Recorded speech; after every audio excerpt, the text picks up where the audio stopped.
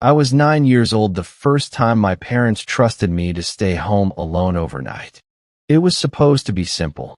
One night, my parents visiting my grandmother in Manchester. Me, tucked safely inside our small terraced house in Leeds. The house was old, built sometime in the 1920s, the kind that always smelled faintly of dust and cold walls. Floorboards creaked even when no one walked on them. At night, the pipes knocked like someone gently tapping from inside the walls. Before leaving, my mom made me promise not to open the door for anyone. My dad checked the locks twice. They left a lamp on in the hallway. At exactly 9:17 p.m., the house went quiet. Not peaceful quiet, listening quiet. I sat on my bed with my torch and my comic book, pretending I wasn't afraid. Around 10 p.m., the first sound came. A whisper. Not from the walls. Not from the window. From outside my bedroom door. At first, I thought it was the television downstairs. I held my breath and listened. The whisper said my name. Soft. Careful. Like someone afraid of being overheard. I froze. Come here, it whispered. I pulled the duvet over my head, heart hammering so loudly I was sure it could hear me. After a few seconds, the whisper stopped. I stayed like that for nearly an hour. Then the floorboard outside my door creaked. Slow footsteps followed. One step. Pause. Another step. They stopped directly outside my room. Something brushed against the door. Then came the whisper again, closer this time. I know you're awake. I screamed. Lights exploded on downstairs as if someone had flipped every switch at once. The footsteps vanished. The door never opened. My parents returned early, panicked by my call.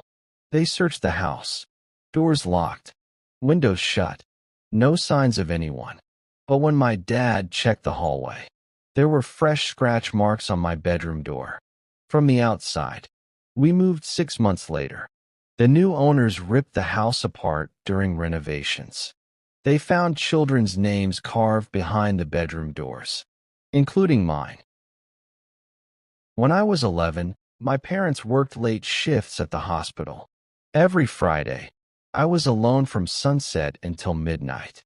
I thought I was brave. Our house stood at the edge of a council estate in Sheffield, facing an empty field. At night, the wind howled through it like a warning siren. One evening, I heard the front door unlock. I called out, "Mom." No answer. I assumed it was the wind, until I heard footsteps climbing the stairs. Slow, heavy, deliberate. I peeked through the banister. A man sat halfway up the staircase. He was pale, too pale. His clothes were old-fashioned, like something from a black-and-white photograph. His feet didn't touch the steps. He smiled at me. "I used to live here," he said calmly. I ran into the bathroom and locked the door, crying silently.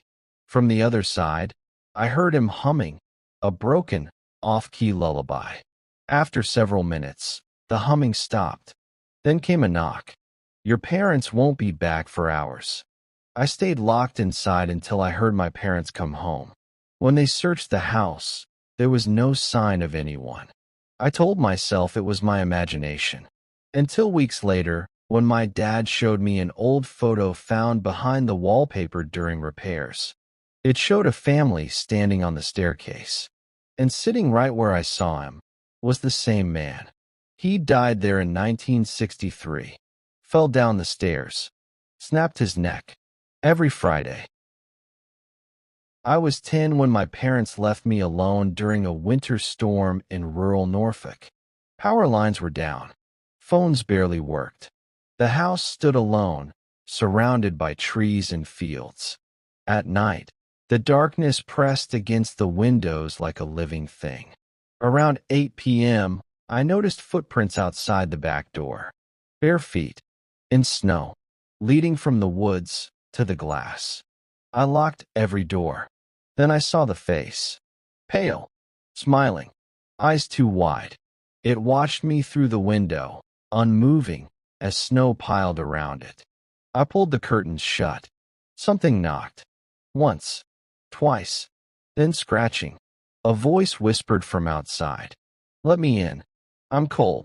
I ran upstairs and hid under my bed.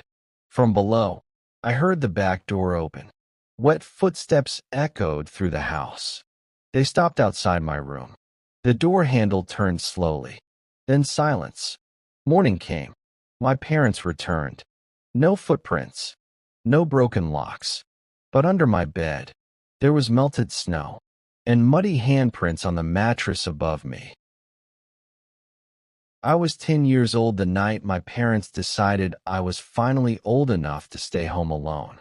It was a small, semi-detached house in the Midlands, the kind that looked harmless in daylight.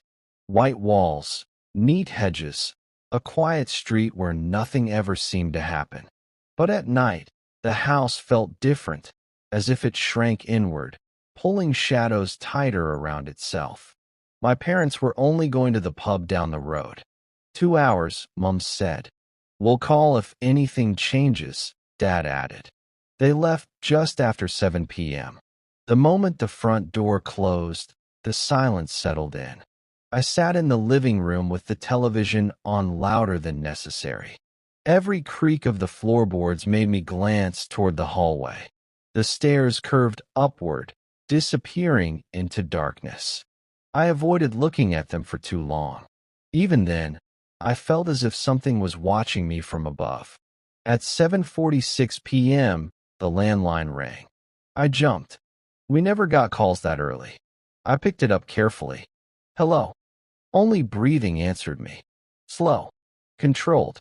Like someone holding the receiver close to their mouth, but refusing to speak. I hung up. I told myself it was a wrong number. At 8:02 p.m., the phone rang again. This time, the sound didn't come from the living room. It came from upstairs. My stomach dropped. We had only one landline, but there was an old extension phone in my parents' bedroom. Unplugged, or so I thought. I stood frozen, staring at the stairs as the ringing continued. Ring, ring, ring. I grabbed a cricket bat from behind the door and climbed the stairs slowly, every step creaking under my weight. The ringing grew louder as I approached my parents' room. The door was open. The phone sat on the bedside table. Ringing. I picked it up. "Hello." A voice answered, soft, familiar. "Why are you upstairs?" It was my mom's voice. Relief flooded me. "You called me," I said. Silence. Then the voice said, "No, I didn't." The line went dead. I dropped the phone. I ran back downstairs, locked myself in the living room, and turned every light on.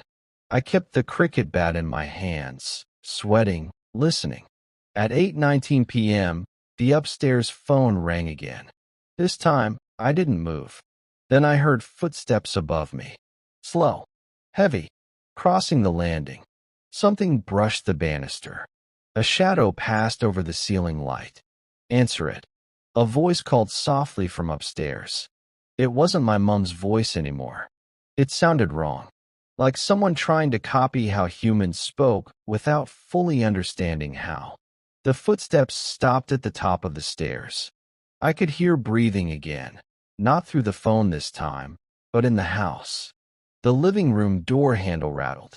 I screamed. At that exact moment, the front door unlocked. My parents rushed in, calling my name. The house fell silent instantly. No footsteps. No phone ringing. They searched every room. No one was there. The upstairs phone was off the hook. Unplugged. That night, I slept between my parents. The next day, Dad decided to remove the old extension line completely. When he pulled the phone cable from the wall, something fell out. A photograph. It showed a child standing on the staircase. Me. Taken from above. From the upstairs landing. On the back, written in faded ink, were 4 words. "You answered before." We moved shortly after. Years later, I asked my parents why. They told me something they'd never said out loud before. The previous owner's child had died alone in that house, waiting for someone to come home. and the phone had rung all night.